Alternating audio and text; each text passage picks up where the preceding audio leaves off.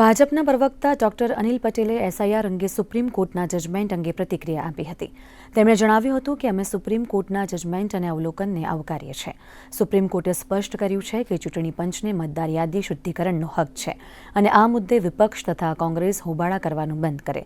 ઉલ્લેખનીય છે કે સુપ્રીમ કોર્ટે આજે બિહારમાં એસઆઈઆર પર પોતાનો ચુકાદો આપતા કહ્યું કે એસઆઈઆર પ્રક્રિયા દોષરહિત અને સંપૂર્ણપણે બંધારણીય છે.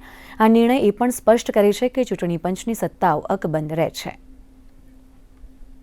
ચૂંટણી પંચે જે રીતે એસઆઈઆરના સંદર્ભમાં ચુકાદો આપ્યા અને એમના વિવિધ અવલોકનો બતાવ્યા એને હું આવકારું છું. એસઆઈઆર પ્રક્રિયા એ સતત ચાલતી પ્રક્રિયા છે. ચૂંટણી પંચે પણ કહ્યું કે આર્ટિકલ 324 અને ધ પીપલ્સ રિપ્રેઝન્ટેશન એક્ટ 1950માં ચૂંટણી પંચને આ કરવાનો અધિકાર છે.